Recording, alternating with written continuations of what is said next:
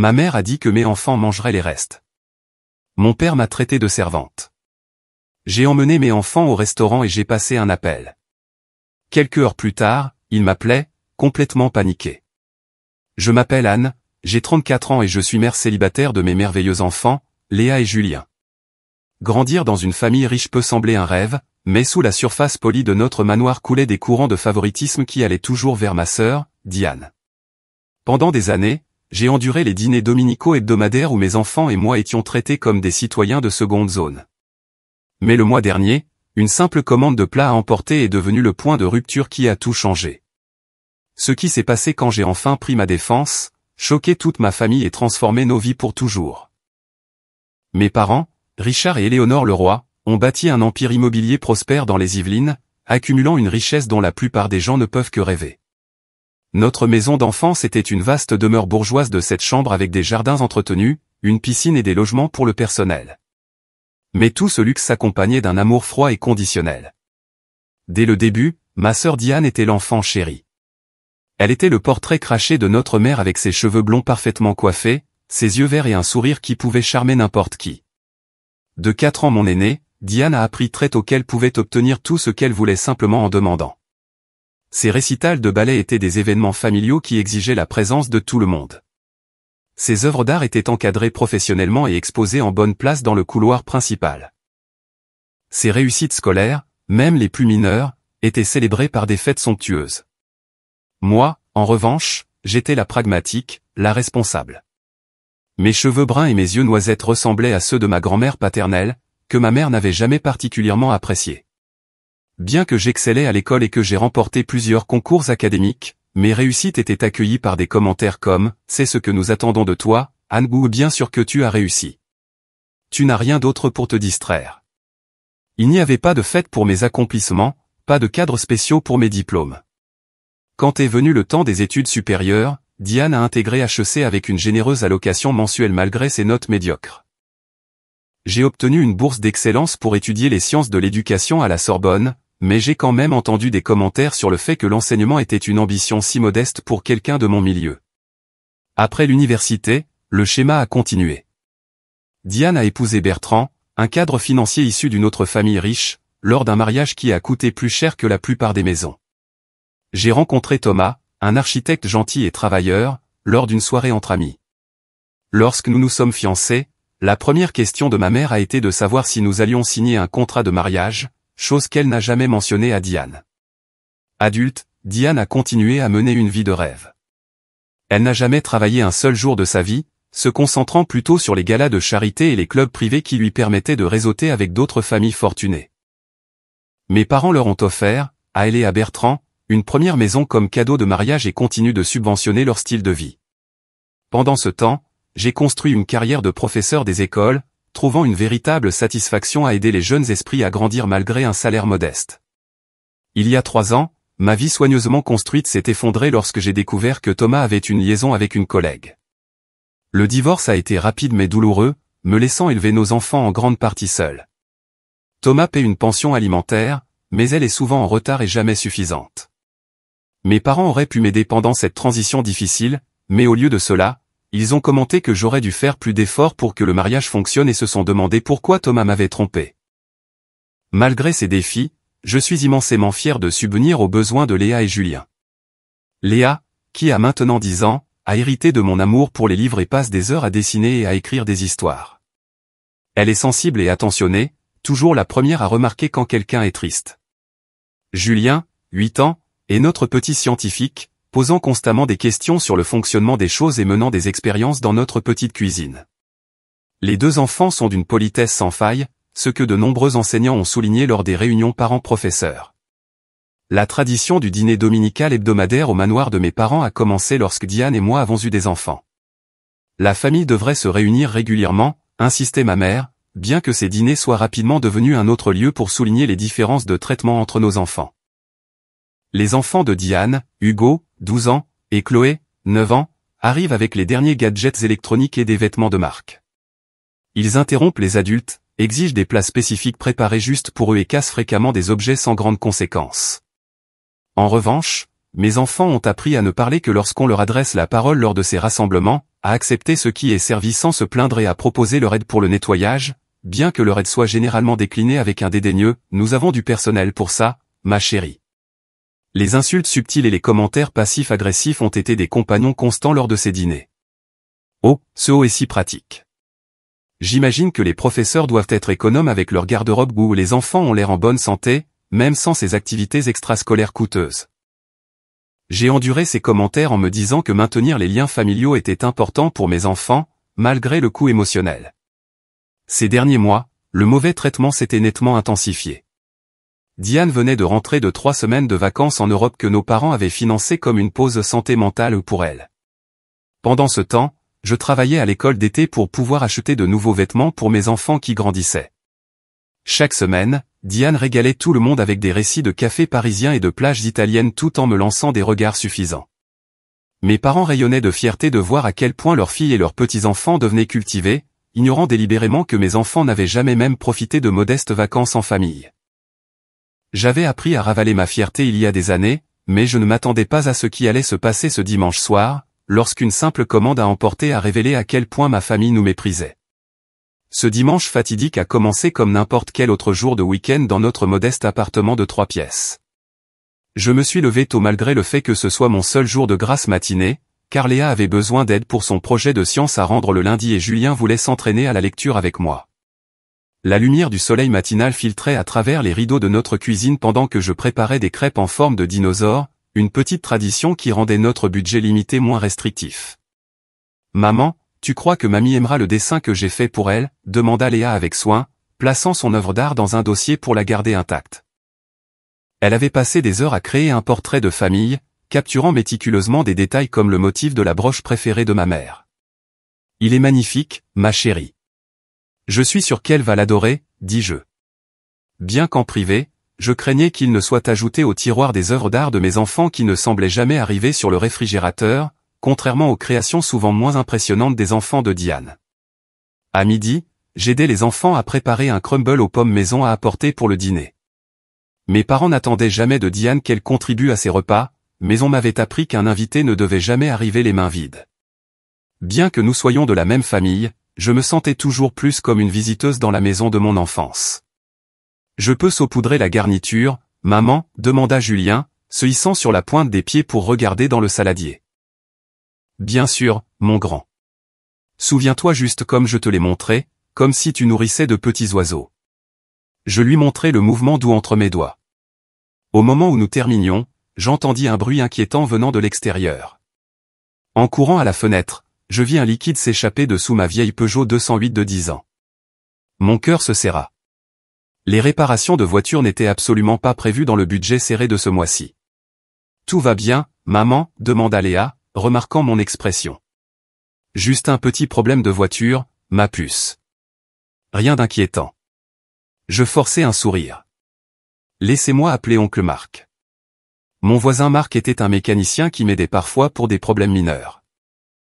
45 minutes et 100 € plus tard, Marc avait suffisamment réparé le problème pour que nous puissions nous rendre chez mes parents et en revenir, bien qu'il m'ait prévenu que j'aurais bientôt besoin de réparations plus sérieuses. Cette dépense imprévue signifiait que je devrais reporter l'achat de nouvelles chaussures pour Léa, dont la paire actuelle montrait déjà des signes d'usure importants. Le temps de prendre la route, nous avions 30 minutes de retard. J'ai appelé ma mère pour l'informer, mais je n'ai eu droit qu'à un soupir et un commentaire sur le fait que la ponctualité était une vertu. Le mal de tête dû au stress qui précédait toujours ces dîners de famille battait déjà derrière mes yeux. Nous nous sommes arrêtés devant l'imposant portail en fer forgé du domaine de mes parents à 16h45, 45 minutes après l'heure d'arrivée demandée. L'allée circulaire était remplie de véhicules de luxe, y compris le tout nouveau Range Rover de Diane que je n'avais pas encore vu. « Waouh, Tati Diane a encore eu une nouvelle voiture », chuchota Julien alors que nous portions précautionneusement le crumble aux pommes sur les marches en marbre menant à l'entrée principale. « On dirait bien », répondis-je d'un ton neutre, ne voulant pas susciter de ressentiment chez mes enfants. Malgré le nœud dans mon estomac, le véhicule précédent de Diane avait moins d'1 an. L'imposante porte en chêne s'ouvrit avant que nous puissions sonner, révélant Martine, la gouvernante de longue date de mes parents, dont le regard bienveillant était le seul véritable accueil que nous pouvions espérer. « Ils sont dans le grand salon, mademoiselle Anne », dit-elle doucement en prenant nos manteaux. « L'ambiance est tendue aujourd'hui », ajouta-t-elle à voix basse. Notre code de longue date qui m'avertissait d'être particulièrement prudente. En traversant le hall d'entrée caverneux, j'ai remarqué plusieurs grandes valises empilées près de l'aile des invités. Avant que je puisse m'interroger à leur sujet, la voix de ma mère retentit depuis le salon. Vous avez enfin décidé de vous joindre à nous. Anne, nous étions sur le point d'envoyer une équipe de recherche. Ma mère était perchée sur son canapé antique préféré, un verre de vin blanc à la main, sans prendre la peine de se lever pour nous saluer.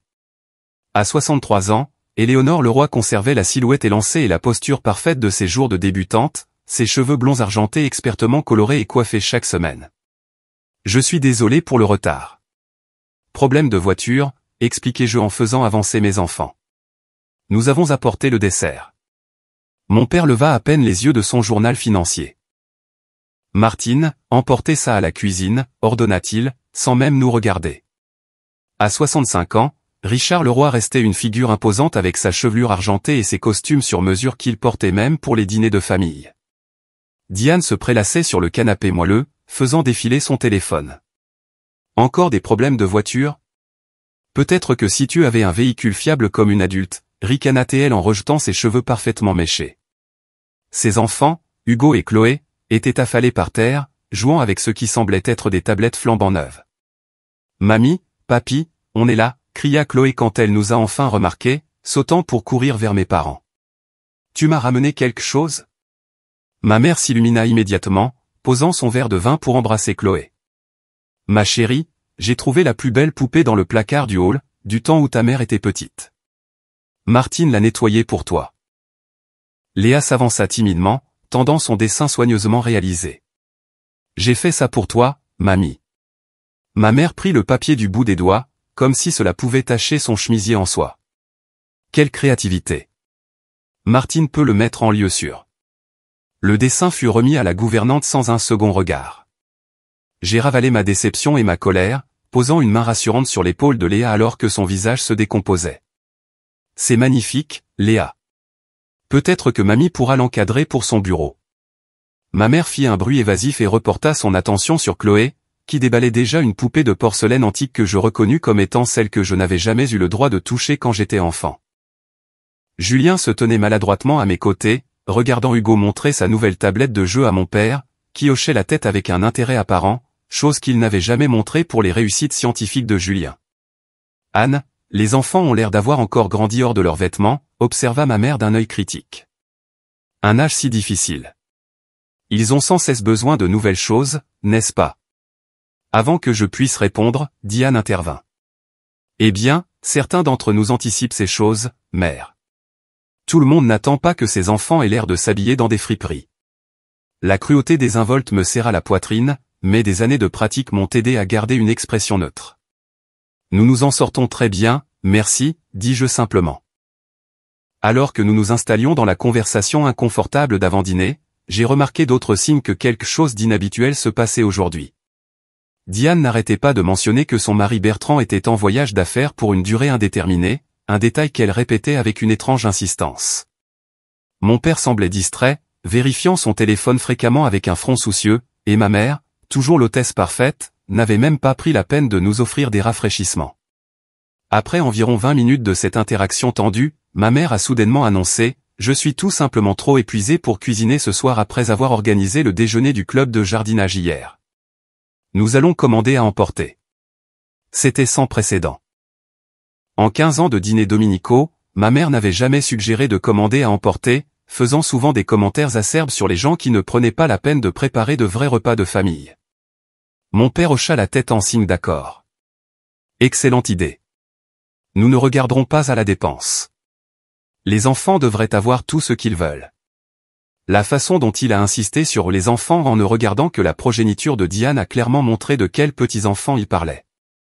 Alors que Martine distribuait les boissons, y compris du jus de fruits frais pour les enfants de Diane et de l'eau du robinet pour les miens, j'ai eu le sentiment distinct que la tension inhabituelle dans la pièce était d'une manière ou d'une autre liée à moi, bien que je ne pouvais pas encore imaginer comment.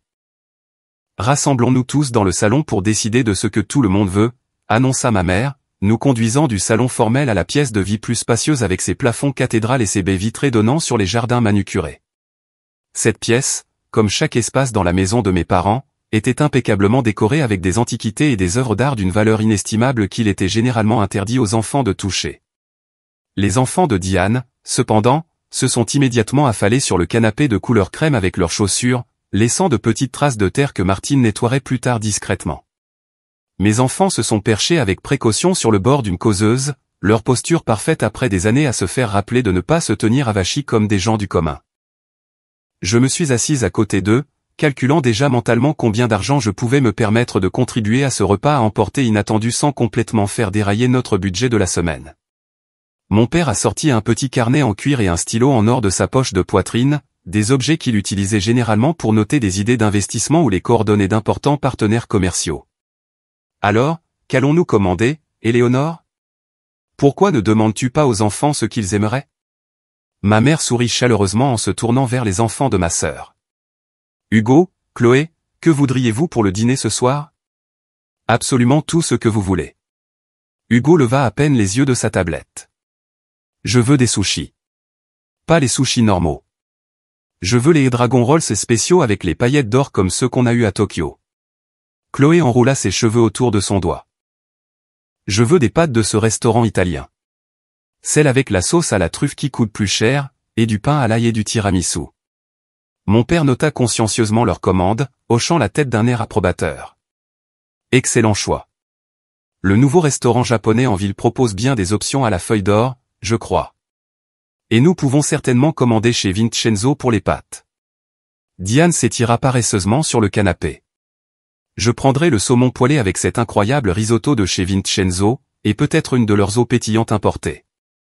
Ma mère hocha la tête et regarda mon père. Richard, et toi? Je pense que je vais rejoindre Hugo avec les sushis. Peut-être un peu de saké aussi, répondit-il, toujours en train d'écrire dans son carnet. Pendant que cet échange se poursuivait, j'ai remarqué que mes enfants se chuchotaient tranquillement, essayant de décider ce qu'ils pourraient commander quand leur tour viendrait. Les yeux de Léa s'illuminèrent à la mention des pâtes, son plat préféré, mais un plaisir que nous nous offrions rarement au restaurant en raison du coût. Julien calculait mentalement s'il pourrait commander un hamburger, son choix habituel pour les occasions spéciales. Je leur ai souri de manière encourageante, pensant que malgré la tension familiale habituelle, au moins ils profiteraient d'un repas spécial. Peut-être que ce dîner à emporter inattendu serait en fait un changement agréable par rapport à l'affaire formelle habituelle où on leur rappelait constamment les bonnes manières à table et où on les décourageait de parler à moins qu'on ne leur adresse la parole. Après que ma mère eut fini de lister sa propre commande, un silence gênant s'installa dans la pièce. Mes enfants regardaient leurs grands-parents avec attente, attendant qu'on leur demande leurs préférences. J'ai attendu aussi, ne voulant pas paraître présomptueuse en parlant à tort et à travers dans la maison de mes parents, une habitude profondément ancrée depuis l'enfance. Le silence s'est étiré pendant près de 30 secondes avant que je ne pousse doucement Léa et Julien, « Qu'est-ce que vous aimeriez manger, vous deux ?» Avant que l'un ou l'autre enfant ne puisse répondre, le visage de ma mère se transforma en un masque froid que je ne connaissais que trop bien depuis mon enfance. D'un geste dédaigneux de sa main manucurée, elle déclara sèchement, « Tes enfants peuvent manger les restes qu'il y a dans la cuisine. Ils ne sont pas des invités ici. » Les mots restèrent en suspens dans l'air comme un coup physique. J'avais l'impression que tout l'oxygène avait été aspiré de la pièce alors que j'essayais de comprendre ce que ma mère venait de dire. À côté de moi, je sentis Léa se raidir et la petite main de Julien serrer la mienne fermement.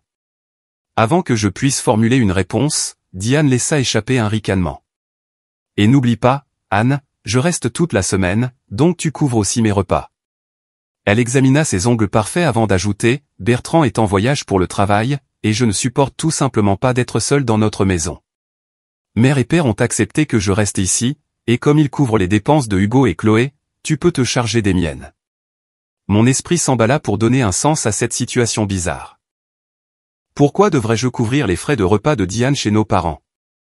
Pourquoi disait-on à mes enfants de manger les restes de la cuisine? Que se passait-il? Mon père se racla la gorge avec autorité, le son me ramenant à d'innombrables moments de mon enfance où il rendait son jugement sur un de mes échecs supposés. Et ne reste pas là avec un air confus. Va mettre la table comme une bonne petite domestique. C'est à ça que tu sers, n'est-ce pas? T'occuper des détails dont personne d'autre ne veut s'embêter. À cet instant, quelque chose s'est cristallisé en moi. Des années de dénigrement subtil et moins subtil, de manipulation financière, de voir mes enfants être traités comme moins dignes que leurs cousins, tout s'est condensé en un seul point de clarté. Ce n'était pas une réunion de famille. C'était un jeu de pouvoir conçu pour établir une domination avant que quelque chose d'autre ne se produise. Les valises dans le couloir, les commentaires de Diane sur le fait de rester la semaine, l'attention inhabituelle. Tout a soudainement pris son sens. J'ai regardé les visages de mes enfants, j'ai vu la peine et la confusion dans leurs yeux, et j'ai pris une décision qui allait tout changer. Dans cet instant figé, des souvenirs ont déferlé dans mon esprit comme une série de clichés. Noël dernier, lorsque les cadeaux que Léa avait soigneusement économisés pour ses grands-parents ont été ouverts avec des sourires forcés et immédiatement mis de côté, tandis que la carte dessinée à la hâte par Chloé était encadrée sur le champ.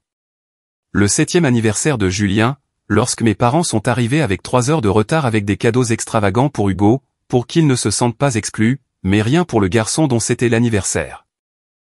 Le dernier Thanksgiving, lorsque ma mère a commenté que ma tarte à la citrouille maison avait l'air adéquate pour quelqu'un sans formation culinaire appropriée, avant de servir des desserts achetés en magasin.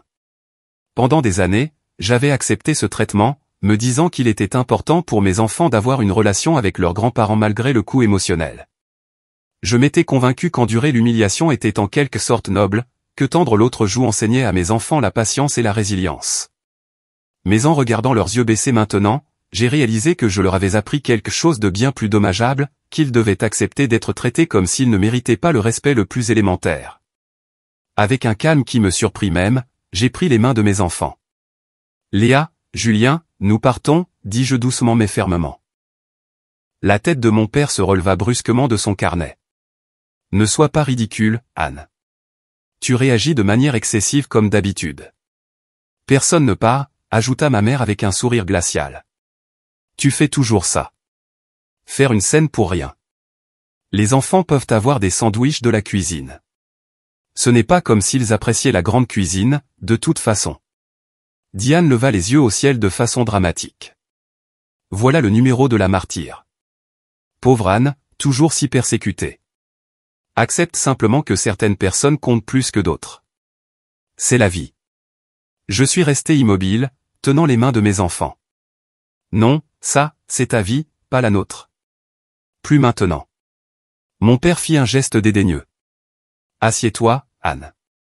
Ce spectacle puéril est embarrassant. Nous avons des sujets importants à discuter après le dîner concernant les finances familiales.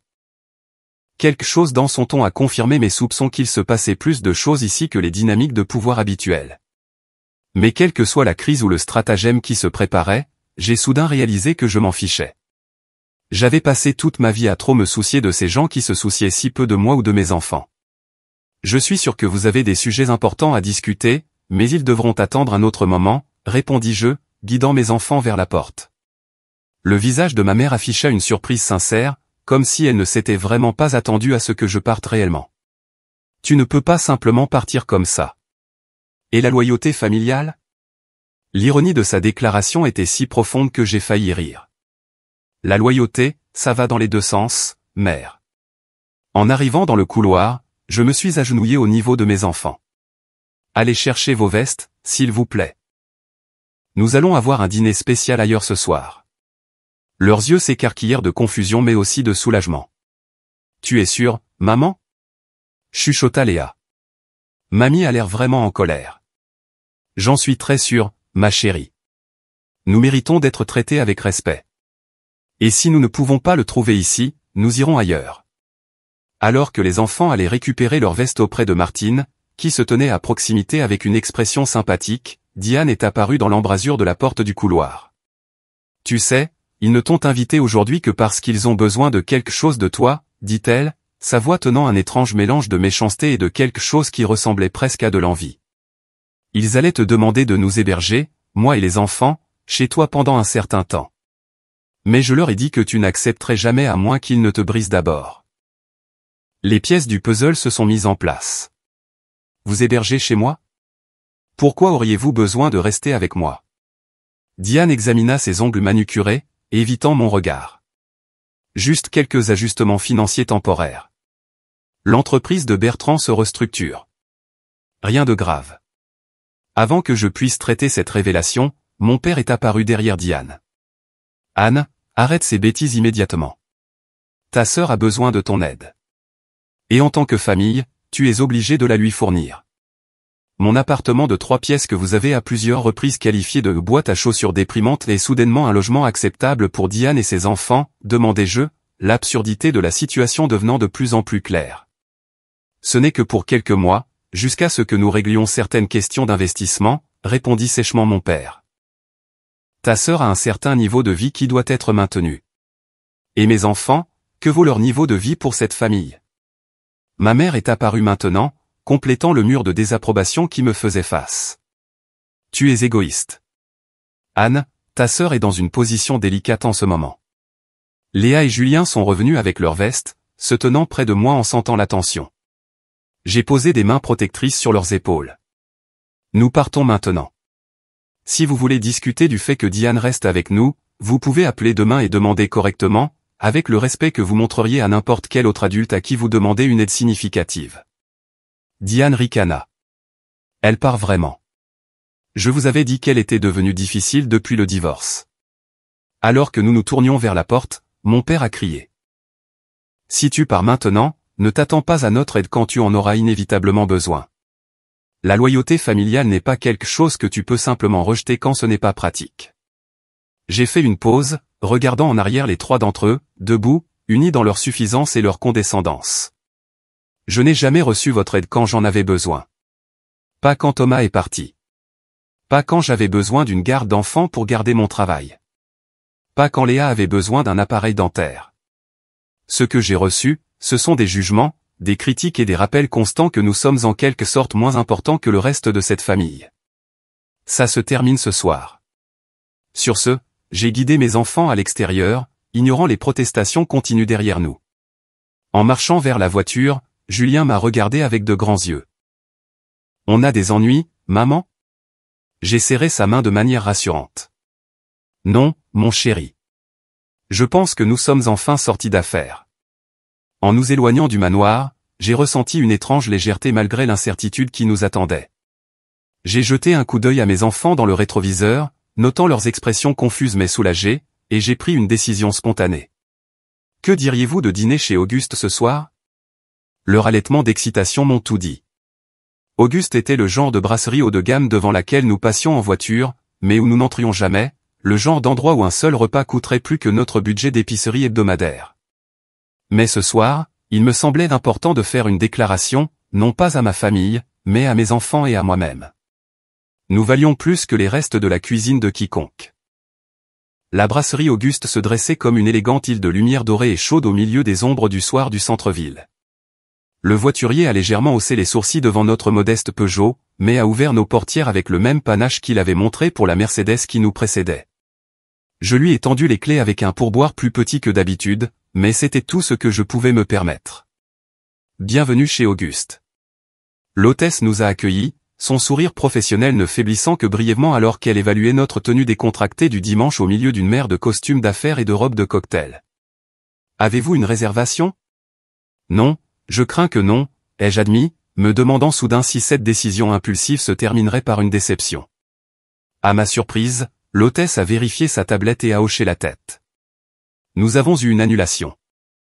Nous pouvons vous installer dans environ 15 minutes si cela vous convient. Le soulagement a dû se voir sur mon visage. Ce serait parfait. Merci. Alors que nous attendions dans le hall luxueux, Léa a tiré sur ma manche. Maman, on peut vraiment manger ici? Ce n'est pas super cher? Je me suis agenouillé à son niveau, croisant ses yeux inquiets. Ce soir, c'est spécial, ma chérie. Parfois, nous devons nous rappeler notre propre valeur, et c'est l'un de ces moments. Julien était bouche bée, admirant les boiseries sombres et les lustres en cristal. C'est chic ici, murmura-t-il avec admiration. Est-ce qu'ils ont des hamburgers? J'ai ri doucement. Ils en ont probablement, et tu peux commander tout ce que tu veux ce soir.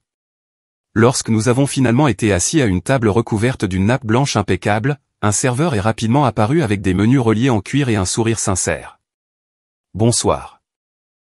Je m'appelle Antoine, et je vais m'occuper de vous ce soir. Puis-je vous servir quelque chose à boire? Les enfants ont commandé des sodas, une gâterie rare chez nous, tandis que je me suis offert un verre de vin, chose que je ne faisais presque jamais en raison du coût et de la nécessité de toujours garder la tête froide en tant que mère célibataire. Quand Antoine est revenu avec nos boissons, nous avons passé nos commandes. Julien a en effet choisi un hamburger, bien que celui-ci soit accompagné de cheddar vieilli et d'aioli à la truffe. Léa a choisi du saumon grillé avec des légumes rôtis, tandis que j'ai opté pour un plat de poulet à un prix modeste, toujours soucieuse des coûts malgré ma bravade antérieure. Alors qu'Antoine repartait avec nos commandes, Léa m'a regardé avec des yeux interrogateurs. Mamie et papy sont en colère contre nous maintenant? J'ai pris une gorgée de mon vin, réfléchissant à la façon de répondre. Ils sont probablement contrariés, oui, mais être contrarié ne donne à personne le droit de traiter les autres méchamment.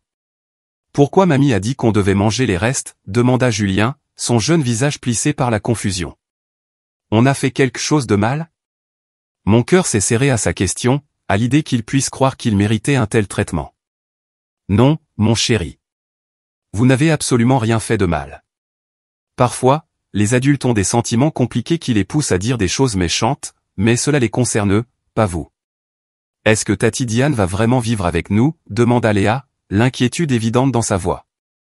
Notre appartement est si petit, et Hugo et Chloé ne sont pas très gentils avec nos affaires. J'ai tendu la main sur la table pour lui serrer la sienne. Non, ma chérie. Nous n'aurons pas d'invités de sitôt. Notre maison est notre refuge, et c'est nous qui décidons qui y entre.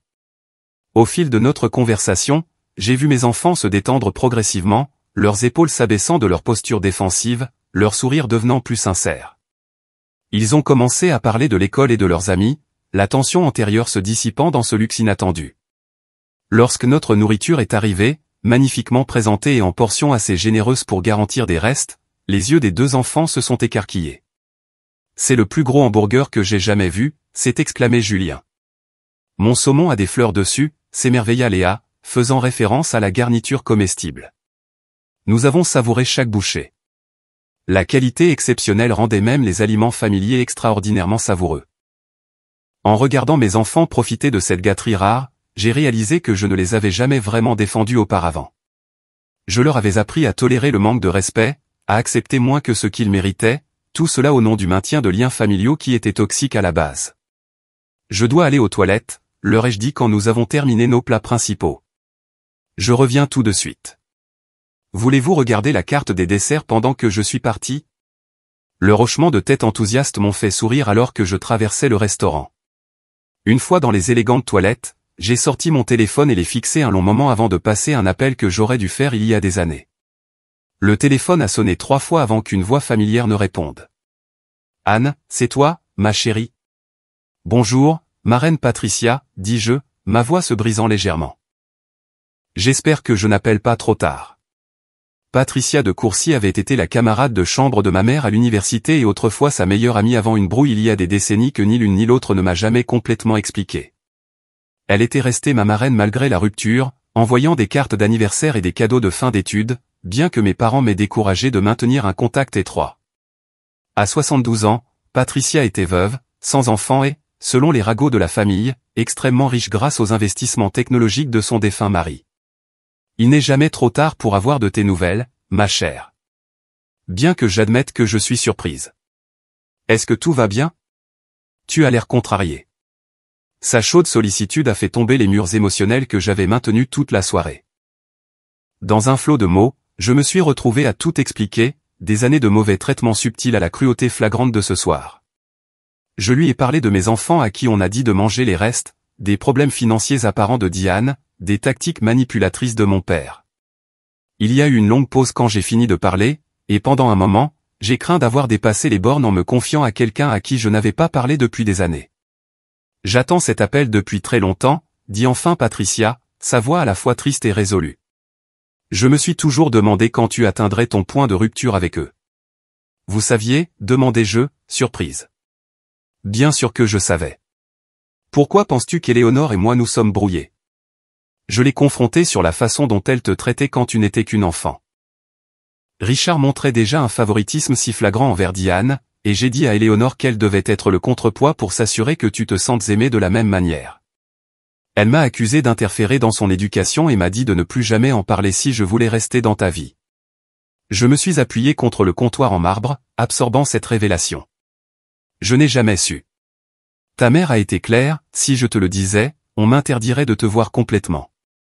Alors je suis resté en périphérie, envoyant des cadeaux, observant de loin, en espérant que tu finirais par voir la vérité par toi-même. Et maintenant, c'est le cas, dis-je doucement. Et maintenant, c'est le cas, acquiesça-t-elle. Alors, que se passe-t-il maintenant, ma chère? J'ai pris une profonde inspiration. Je ne sais pas. Je viens de quitter ma famille. Diane a apparemment besoin d'un endroit où rester, ce qui suggère qu'ils ont des problèmes financiers qu'ils n'ont pas révélés. Ma voiture a besoin de réparations que je ne peux pas vraiment me permettre, et je viens d'emmener mes enfants chez Auguste, de tous les endroits. Le rire de Patricia était chaleureux et sincère. Bravo à toi. Un choix parfait pour ta déclaration d'indépendance. Une déclaration que je ne peux pas me permettre, ai-je admis avec regret. Anne, je dois te dire quelque chose. J'ai toujours prévu de te laisser un héritage important. Ta mère le sait, ce qui est probablement une autre raison pour laquelle elle t'a gardé attaché à la famille malgré le coût émotionnel. Mais je ne vois aucune raison d'attendre ma mort pour que tu bénéficies de mes ressources. Patricia, je n'ai pas appelé pour demander de l'argent, protestai-je, horrifié à l'idée qu'elle puisse penser que c'était ma motivation. Je sais que non. C'est précisément pourquoi je veux t'aider. J'ai plus d'argent que je ne pourrais en dépenser en plusieurs vies et pas d'héritier direct. J'aimerais créer une fiducie pour toi et les enfants immédiatement, pas après ma mort. Ma tête tournait face aux implications. Je ne sais pas quoi dire. Dis oui, puis écoute attentivement car il y a autre chose que tu devrais savoir sur la situation actuelle de tes parents. Quelque chose qui explique le besoin soudain de logement de Diane. Pendant les 5 minutes suivantes, Patricia a partagé des informations qui m'ont fait m'agripper au comptoir pour me soutenir. Apparemment, l'entreprise de mon père était en difficulté depuis des années, un fait qu'il avait caché à presque tout le monde. De récents mauvais investissements les avaient poussés au bord de l'insolvabilité. Le manoir avait été réhypothéqué plusieurs fois, Patricia elle-même détenant le prêt le plus récent après que les banques eurent refusé tout financement supplémentaire. Ils ont 3 mois de retard sur les paiements envers moi, expliqua-t-elle. Je n'ai pas engagé de poursuite parce que j'attendais de voir comment ils géreraient la situation, s'ils te traiteraient enfin comme un membre égal de la famille lorsqu'ils auraient besoin d'aide. Le comportement de ce soir répond définitivement à cette question. Quand je suis retourné à la table, j'ai trouvé mes enfants partageant joyeusement un énorme dessert au chocolat, leurs visages illuminés de joie sucrée. Mon téléphone avait commencé à vibrer à plusieurs reprises dans mon sac, les noms de mes parents et de ma sœur clignotant sur l'écran. Je l'ai mis en silencieux sans répondre. « Est-ce que tout va bien, maman ?» demanda Léa, perceptive comme toujours. J'ai souri, ressentant une véritable légèreté que je n'avais pas connue depuis des années. « Tout va mieux que bien, ma chérie. Je pense que les choses sont sur le point de changer pour nous, et pour le mieux. » Après avoir payé l'addition, ce qui n'a causé qu'une angoisse financière momentanée maintenant que je savais que de l'aide arrivait, nous sommes rentrés à notre petit appartement. Pendant tout le trajet, mon téléphone a continué à vibrer avec des appels et des SMS que j'ai continué à ignorer. Quelle que soit la crise qui se déroulait chez mes parents, elle attendrait demain. Ce soir était pour mes enfants, pour reconstruire ce qui avait été endommagé par des années à accepter moins que ce que nous méritions. Ce soir était le début de quelque chose de nouveau. Nous sommes arrivés à notre modeste immeuble juste après 21 heures. Les enfants bavardaient avec enthousiasme de leur expérience culinaire inattendue. Notre appartement au 2e étage sans ascenseur n'avait jamais semblé aussi accueillant que ce soir-là. Sa petitesse devenait soudainement chaleureuse plutôt qu'exiguë, sa simplicité, honnête plutôt que manquante. « On peut regarder un film avant de dormir, maman ?» demanda Julien, encore euphorique de notre soirée inhabituelle. Un dimanche normal, j'aurais insisté sur un coucher précoce pour préparer la semaine scolaire. Mais rien dans cette journée n'avait été normal, et je me suis surprise à acquiescer. Un cours, tu choisis. Alors que les enfants s'installaient sur notre canapé usé mais confortable avec un film Disney, j'ai finalement vérifié mon téléphone. 27 appels manqués et 43 SMS attendaient, leur urgence irradiant presque de l'écran. Les textes racontaient une histoire de panique croissante. De ma mère, Anne, arrête ce comportement enfantin et reviens immédiatement. De mon père, ta sœur a besoin de ton aide.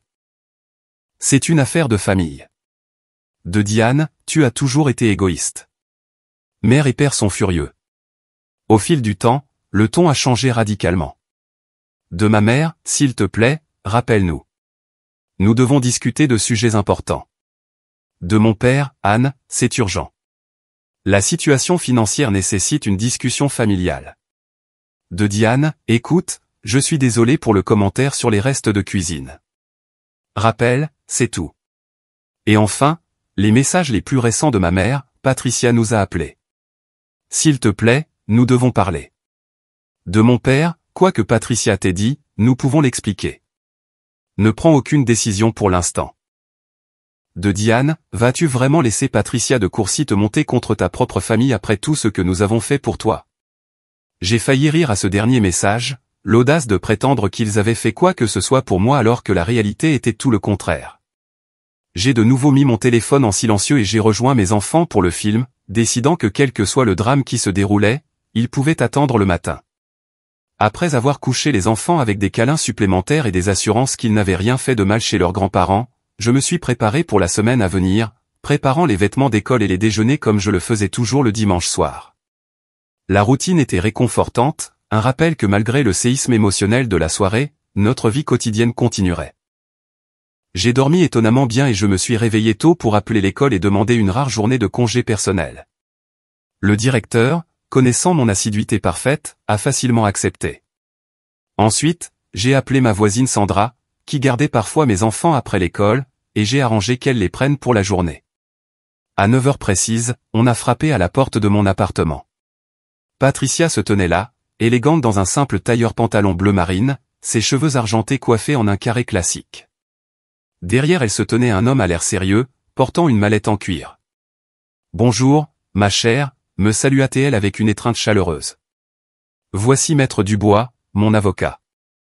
J'espère que ça ne te dérange pas que je l'ai amené, mais après notre conversation d'hier soir, j'ai pensé qu'il était prudent de formaliser certains arrangements immédiatement. » Nous nous sommes installés à ma petite table de cuisine avec du café, l'avocat disposant efficacement des documents à côté de lui.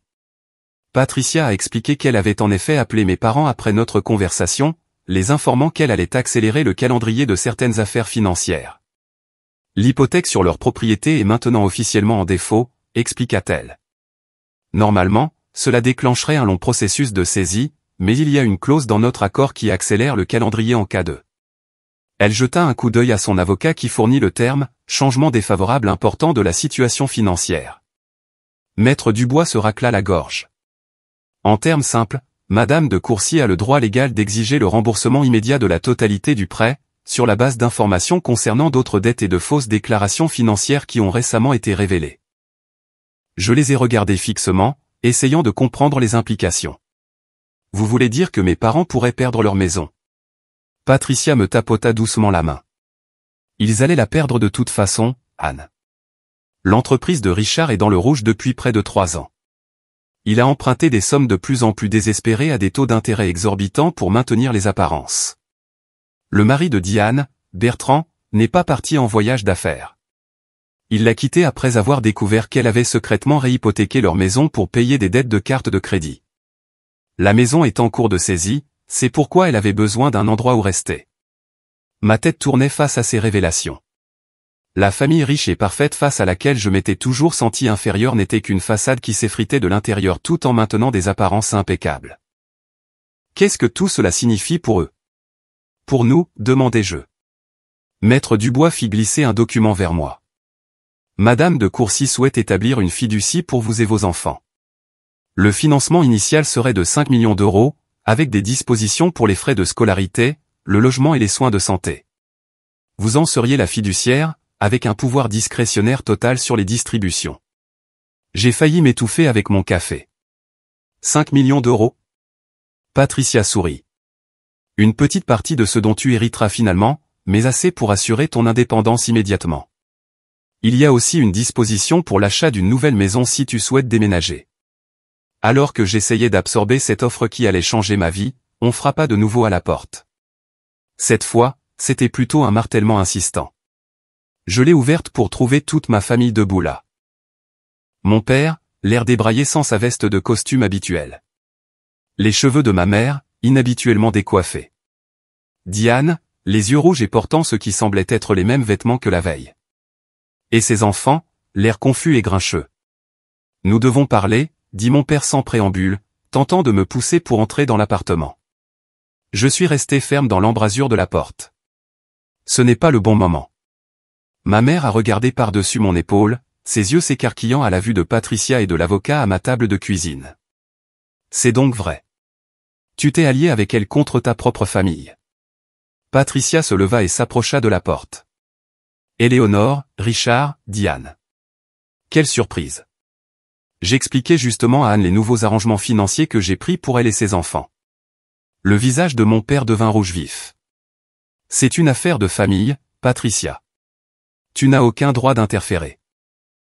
J'ai acquis ce droit lorsque vous m'avez hypothéqué votre propriété, Richard, répondit froidement Patricia. Et lorsque vous avez manqué à notre accord. Diane s'avança, son sang-froid se fissurant. Anne, tu dois nous aider. Ils vont tout prendre. Où mes enfants sont-ils censés vivre? Pour la première fois, j'ai vraiment regardé ma sœur, voyant au-delà de l'extérieur parfait la femme paniquée en dessous. Malgré tout, j'ai ressenti une pointe de sympathie. Pas pour elle, mais pour ses enfants, qui étaient innocents dans tout cela. Peut-être que nous devrions tous entrer et en discuter civilement, suggérai-je en reculant pour leur permettre d'entrer. Les enfants peuvent regarder la télé dans la chambre pendant que nous parlons. Une fois Hugo et Chloé installés avec la tablette de Julien dans la chambre, les adultes se sont réunis dans mon petit salon, un tableau inconfortable de dysfonctionnement familial. Mon père s'est immédiatement lancé dans des accusations sur les tactiques sournoises de Patricia et ma trahison, tandis que ma mère s'éponguait les yeux avec un mouchoir brodé.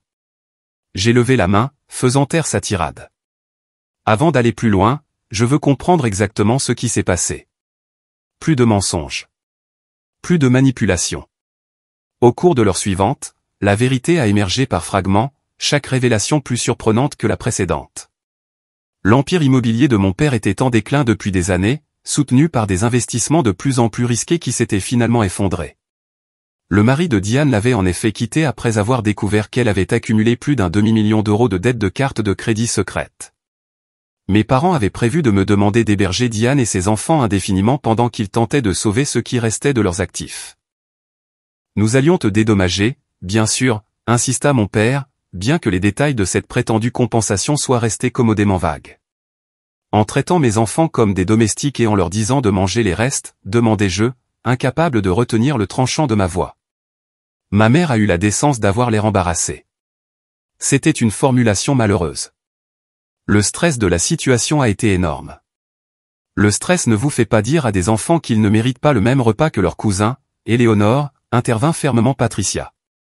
Il révèle simplement ce que vous pensez vraiment d'eux.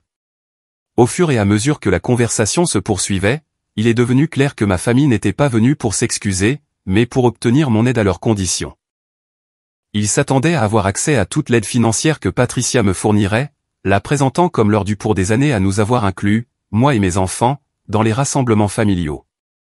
Finalement, après avoir écouté leurs attentes et leurs demandes, j'ai pris une profonde inspiration et j'ai parlé avec mon cœur. Je suis prête à aider, mais à mes conditions, pas aux vôtres.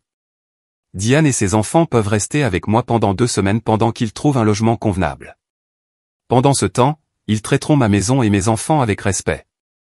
Après cela, je vous aiderai à trouver un logement abordable et vous mettrai en contact avec des services de conseil financier. Le visage de mon père s'assombrit de colère. Tu ne peux pas être sérieuse. 2 semaines? Des conseils financiers? Sais-tu à qui tu parles? Oui, dis-je calmement. Je parle à des membres de ma famille qui ont besoin de mon aide mais qui ne m'ont jamais montré, ni à mes enfants, le respect le plus élémentaire. Cela change maintenant, où il n'y aura aucune aide du tout. Pour la première fois de ma vie, j'ai vu mon père rester sans voix.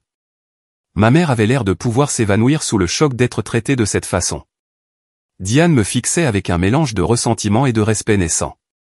Ce sont mes limites, ai-je poursuivi. Vous pouvez les accepter ou partir, mais elles ne sont pas négociables. À cet instant, en regardant leur visage, j'ai réalisé une vérité profonde. Leur pouvoir sur moi avait toujours été une illusion, entretenue par mon propre besoin d'approbation et d'acceptation. Maintenant que je ne cherchais plus ni l'un ni l'autre, ce pouvoir s'était évaporé comme une brume matinale. 6 mois peuvent tout changer. Assise sur la terrasse de ma nouvelle maison, regardant mes enfants jouer dans le grand jardin avec leurs cousins, il est difficile de croire à quel point nos vies se sont radicalement transformées depuis ce dîner dominical fatidique. Les premières semaines après la confrontation ont été difficiles, mais nécessaires. Fidèle à ma parole, j'ai permis à Diane et à ses enfants de rester temporairement dans notre petit appartement. La proximité a forcé des conversations qui auraient dû avoir lieu il y a des années, perçant le voile de prétention qui nous avait séparés en tant que sœurs. Une nuit, après que les enfants se soient endormis, Diane s'est effondrée et a admis à quel point elle avait envié mon indépendance.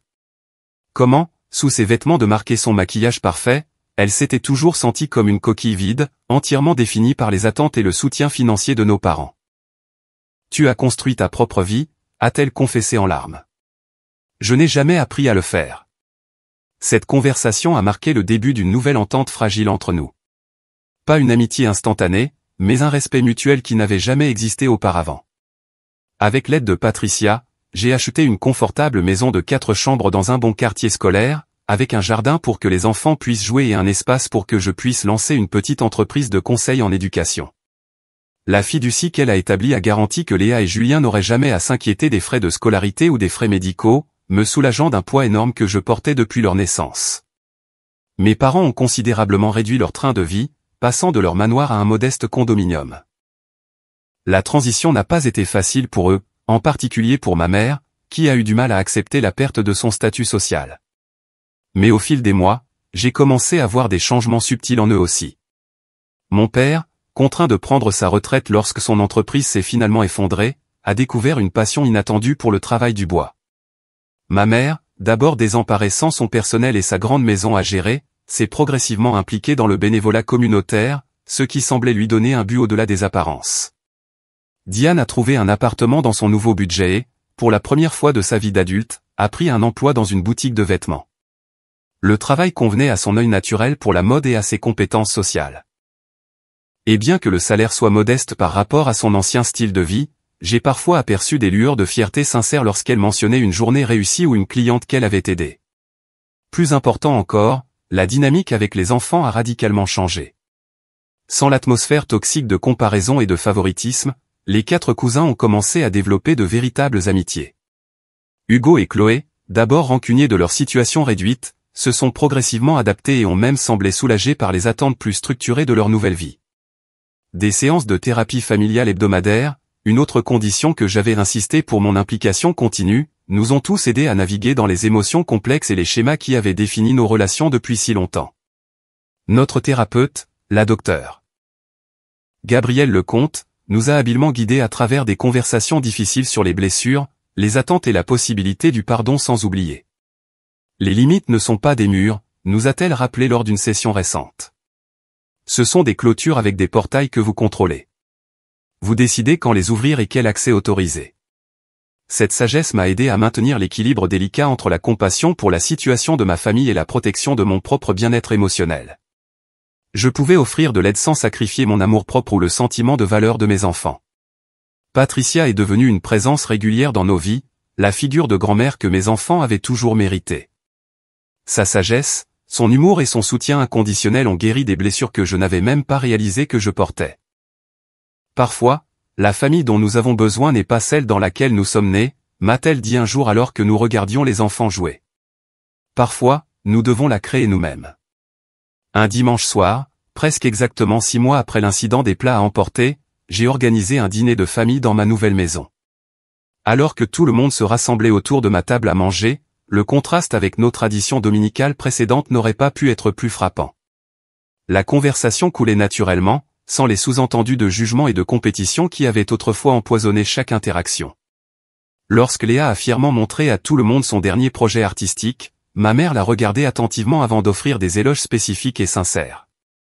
Plus tard, alors que je débarrassais les assiettes, mon père s'est approché de moi maladroitement. « Tu as une belle maison, Anne, dit-il, sa voix portant une note d'humilité inhabituelle. Et tu as fait un travail remarquable avec tes enfants. » Venant de lui, cette simple reconnaissance signifiait plus que n'importe quel grand geste n'aurait pu le faire. « Merci, papa, répondis-je, acceptant la branche d'olivier pour ce qu'elle était. Pas des excuses pour des décennies de favoritisme, mais peut-être le début de quelque chose de nouveau. Le voyage n'a pas été parfait. Les vieilles habitudes refont surface, surtout sous le stress. Diane retombe parfois dans la suffisance. Ma mère fait parfois des comparaisons insensibles, et mon père a encore du mal à s'intéresser aux réussites de mes enfants. Mais la différence maintenant, c'est que ces comportements sont abordés ouvertement plutôt qu'endurés en silence. Ce que j'ai appris à travers tout cela, c'est que parfois le moment le plus difficile devient la porte d'entrée vers une vie meilleure. Que se défendre, soi et ses enfants, n'est pas égoïste mais essentiel. Que enseigner aux autres comment vous traiter demande du courage mais apporte la liberté. Plus important encore, j'ai appris qu'il n'est jamais trop tard pour réécrire l'histoire de votre famille, pour briser les schémas de toxicité qui ont persisté pendant des générations. Chaque fois que je vois mes enfants se tenir un peu plus droit, parler un peu plus avec confiance, je sais que quelles que soient les difficultés à venir, nous avons déjà gagné la bataille la plus importante. Si vous regardez cette vidéo et que vous êtes aux prises avec des dynamiques familiales similaires, sachez que vous méritez le respect et la gentillesse. Établir des limites ne consiste pas à punir les autres. Il s'agit de vous protéger et de protéger ceux que vous aimez. Parfois, la chose la plus courageuse que vous puissiez faire est simplement de quitter la table où l'amour est servi avec des conditions et d'en trouver une où tout le monde est nourri de la même manière.